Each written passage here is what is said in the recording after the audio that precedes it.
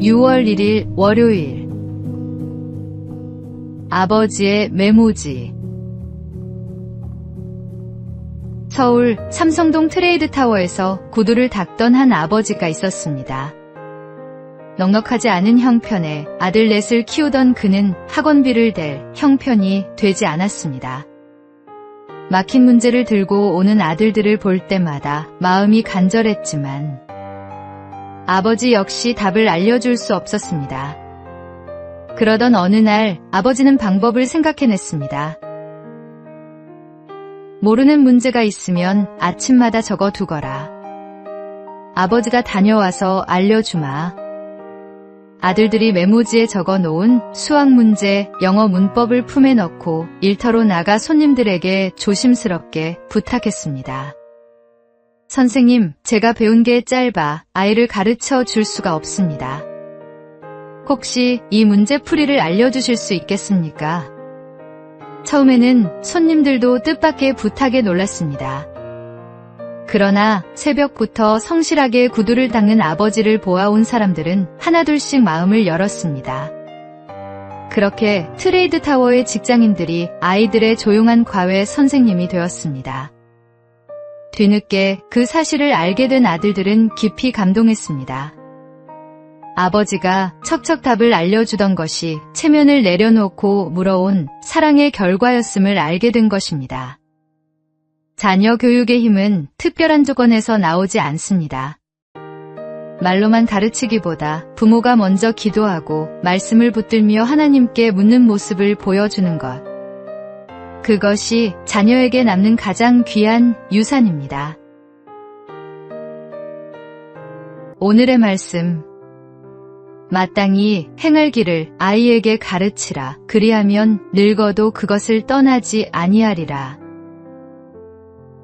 오늘의 만나. 오늘 내 자녀 곁에서 내가 먼저 무릎 꿇고 있는지 돌아보십시오. 기도하는 부모의 등이 자녀에게는 가장 든든한 교과서가 됩니다.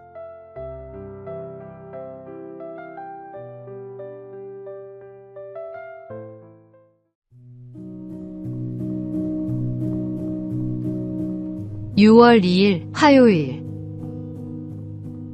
AI는 안아줄 수 없습니다. AI는 늘 내 편이에요. 나를 유일하게 다독여줘요. 상담받는 느낌이라 울기도 했어요. 요즘 AI에게 고민을 털어놓는 사람들이 부쩍 늘었습니다. 말을 옮기지 않고 거절하지 않으며 언제나 친절하게 답해주는 AI는 속마음을 꺼내기에 편한 상대처럼 느껴집니다. 그러나 그 편안함 뒤에는 작지 않은 그늘이 드리워져 있습니다. 연구에 따르면 AI가 친절하고 공감적일수록 사용자의 잘못된 생각에도 쉽게 맞장구를 친다고 합니다. AI와 대화를 거듭할수록 자기 확신은 커지는 반면 타인과 관계를 회복하려는 의지는 오히려 약해진다는 경고도 있습니다. 외로움을 달래려 AI를 찾지만 대화가 늘수록 진짜 사람과 보내는 시간은 줄고 외로움은 더 깊어진다는 것입니다. AI는 결코 우리 곁에 함께 있어줄 수 없습니다. 공감하는 척 답을 내놓지만 그것은 참된 위로가 아닙니다. 하나님은 우리를 관계 안에서 살아가도록 지으셨습니다. 진정한 위로는 같은 아픔을 아는 사람의 눈빛 속에, 말없이 곁에 앉아주는 손길 속에 있습니다. 그 자리가 바로 교회 공동체여야 합니다. 서로의 짐을 나누고 넘어진 이의 손을 잡아 일으키는 것. AI는 그 일을 결코 흉내낼 수 없습니다. 오늘의 말씀. 서로 돌아보아 사랑과 선행을 격려하며 모이기를 패하는 어떤 사람들의 습관과 같이 하지 말고. 오늘의 만나. 화면 속 위로에 익숙해질수록 진짜 사람과의 만남이 어색해집니다. 오늘 전화 한 통. 따뜻한 말 한마디로 먼저 손을 내밀어 보십시오.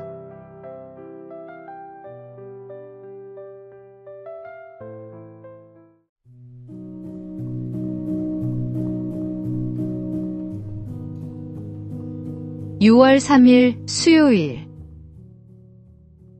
6년째 빵 한 개. 경남 남해에 빵식이 아재로 불리는 빵집 사장이 있습니다. 그는 아무런 대가 없이 6년째 아이들의 아침을 챙기고 있습니다. 매일 아침 등굣길 학생들을 위해 빵과 음료를 내놓으며 이렇게 씁니다. 아침밥 굶지 말고 하나씩 먹고 학교 가자. 배고프면 공부도 놀기도 힘들지용. 2020년 4월 시작된 이 나눔은 어느덧 6주년을 맞았고 LG 2인상 수상으로 이어졌습니다. 이 일을 시작한 데에는 이유가 있습니다. 어린 시절 집안 형편이 갑자기 어려워졌을 때 이웃들로부터 크고 작은 도움을 받았던 기억 때문입니다. 그 온기가 지금도 마음에 살아있어. 빵집을 차리면 꼭 학생들에게 나누겠다는 꿈을 품어왔다고 합니다. 받은 은혜를 기억하는 사람은 나눌 줄 압니다. 6주년을 맞아 그가 남긴 말은 소박하지만 묵직합니다.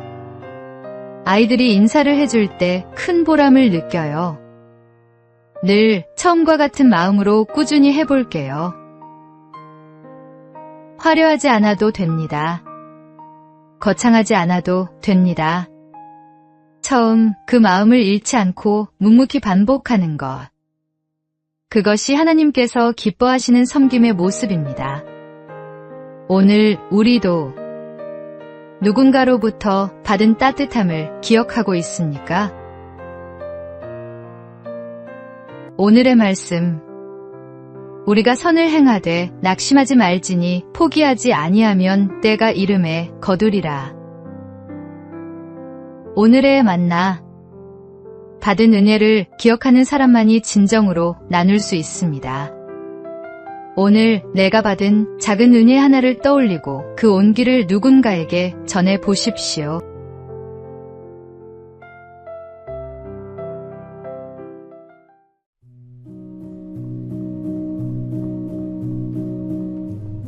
(6월 4일) 목요일. 집이 말한다. 한 신학자가 결혼한 지 얼마 되지 않았을 때 아버지가 새 집을 찾아오셨습니다. 아버지는 집 안 구석구석을 둘러보신 뒤 이렇게 말씀하셨습니다. 집은 크고 참 좋구나. 그런데 이 집이 하나님께 속한 사람의 집인지 세상에 속한 사람의 집인지 잘 모르겠구나. 그는 다시 집 안을 천천히 둘러보았습니다. 거실의 그림, 방마다 놓인 장식품, 책장과 벽면의 분위기까지 살펴보니 아버지의 말씀이 틀리지 않았음을 깨달았습니다. 겉으로는 아름답고 세련된 집이었지만 그리스도인의 향기는 느끼기 어려웠던 것입니다. 그는 집 안의 분위기를 하나씩 바꾸기 시작했습니다. 벽에 걸린 그림과 책장에 놓인 책, 식탁 위의 작은 말씀 카드처럼 가족이 자연스럽게 하나님을 기억할 수 있는 것들로 공간을 채워갔습니다. 그리스도인의 신앙은 교회 안에서만 드러나는 것이 아닙니다. 우리가 머무는 집, 자주 보는 화면, 책상 위에 놓인 물건들 속에서도 마음의 방향이 드러납니다. 예수님을 모시고 사는 가정이라면 집 안의 분위기도 믿음을 돕는 방향으로 정돈되어야 합니다.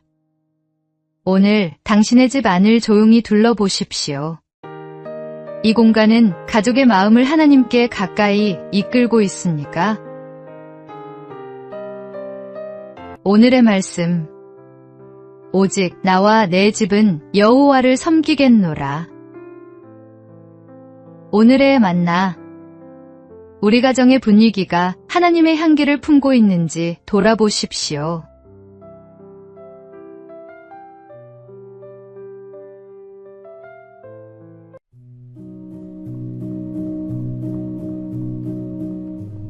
(6월 5일) 금요일. 나를 밟고 지나가라. 로마가 전쟁을 치르던 어느 날 한 장군의 군대가 패배하여 후퇴하려 하고 있었습니다. 장군은 군인들을 설득하기 시작했습니다. 나라를 사랑하는 마음과 군인의 명예, 그들이 맹세했던 서약에 호소했습니다. 그러나 군인들의 마음은 쉽게 움직이지 않았습니다. 결국 그들은 후퇴하기 위해 돌아섰습니다. 한참을 물러가던 중 군인들은 아주 좁은 산길에 이르렀습니다. 한쪽에는 높이 솟은 바위가 있었고 다른 한쪽에는 깊은 강물이 흘렀습니다. 그때 장군은 마지막 호소를 하기로 마음먹었습니다. 그는 좁은 길 한가운데 몸을 눕히고 말했습니다. 그래도 후퇴하기를 원한다면 내 몸을 밟고 지나가라. 너희 발로 나를 밟아 죽이고 가라. 군인들은 차마 장군을 밟고 지나갈 수 없었습니다. 자신들을 위해 끝까지 몸을 던진 장군을 외면할 수 없었던 것입니다. 결국 군인들은 다시 돌아서 전진했고 마침내 승리를 거두었습니다. 우리의 호국 영웅들도 이보다 부족하지 않았을 것입니다. 이름도 빛도 없이 나라를 위해 목숨을 아끼지 않았던 수많은 이들이 있었기에 우리가 오늘 이 땅에서 살아가고 있습니다. 오늘 하루 가족조차 찾지 못한 채 비석으로만 남아있는 호국 선열들을 기억하며 감사와 기도로 보내시기 바랍니다. 오늘의 말씀. 사람이 친구를 위하여 자기 목숨을 버리면 이보다 더 큰 사랑이 없나니. 오늘의 만나. 오늘 자유롭게 숨 쉬는 이 하루가 누군가의 희생 위에 있음을 기억하십시오.